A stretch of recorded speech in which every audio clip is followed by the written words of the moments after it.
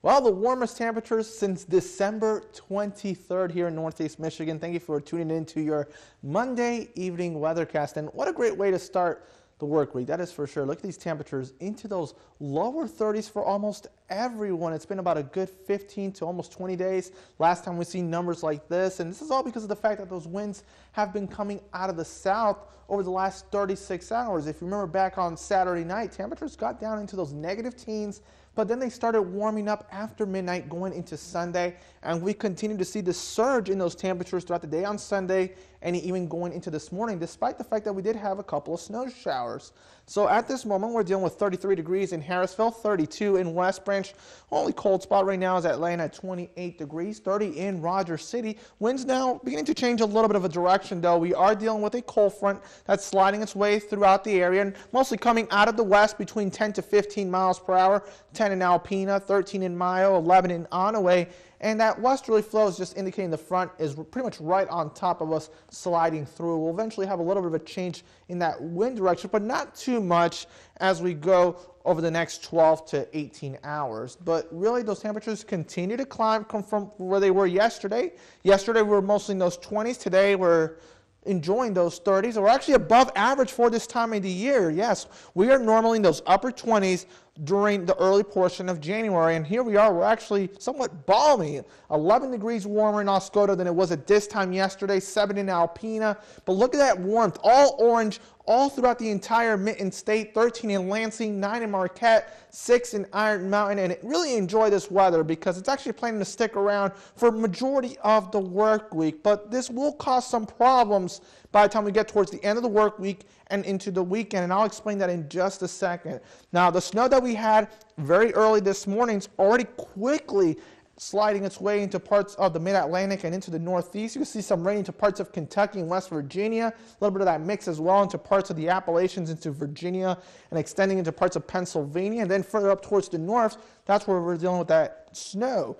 As that quickly slides over towards the east, we'll eventually have somewhat of a high pressure build in for tomorrow, and that's going to give us a partly cloudy sky. So a mixture of sun and clouds. Temperatures really are not going to fall too much when it comes to those afternoon highs between today and tomorrow. We'll mostly be in those upper 20s to around 30 degrees. When it comes to those nighttime temperatures, that's where we'll feel a little bit more of that pinch of that cooler air as we drop down into those upper teens. Now, by Wednesday, we could be dealing with a little bit of that freezing rain as we see those winds change out of the south. So watch out for some of those slippery roads on Wednesday. But then on Thursday, we introduce this cold front. And before that cold front arrives, as we deal with that southerly or even southwesterly wind, we're going to be dealing with pure rain. Yes, pure rain throughout northeast Michigan as temperatures actually climb into those 40s. Yes, 40s. It's amazing that just a week prior to this Thursday, we were dealing with single-digit highs, and here we are on the following Thursday, and we're dealing with 40s with the arrival of a cold front. Now, you're thinking, yeah, this rain is great, and that is good news because temperatures are warm, but the problem will be what happens after the rain. Yes, after the rain, once the rain passes through, this cold front slides through, that's going to bring in those winds out of the northwest, and temperatures will be plummeting by the time we go from Thursday into Saturday. So that means that rain that falls on Thursday, that's going to refreeze, and that's going to create somewhat of a layer of ice on those roads for Friday, Saturday, and even going into Sunday. So really make sure to exercise extreme caution on those roads, starting Wednesday with a little bit of that freezing rain,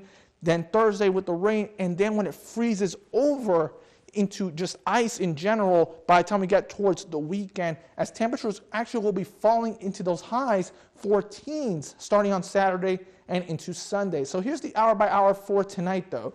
Temperatures will only drop into those upper teens, 17 degrees to be exact, and we'll eventually see a decrease in those clouds as well. So for tomorrow, decent day. Go ahead and enjoy it out there. Wear those sunglasses, 30 degrees, sunset at 5:11 p.m. Really take advantage of it, everyone. I mean, it's well-deserved after what we dealt with last week. I mean, Friday's high temperature was 1 degrees. Saturday's high was only 3 degrees. And look at this, 30 degrees for tomorrow. No complaints there. Then here's where things get a little bit iffy. We deal with a little bit of that freezing rain on Wednesday. Then we deal with the pure rain on Thursday. Then temperatures begin to fall Thursday night, where we can have a little bit of that changeover into snow.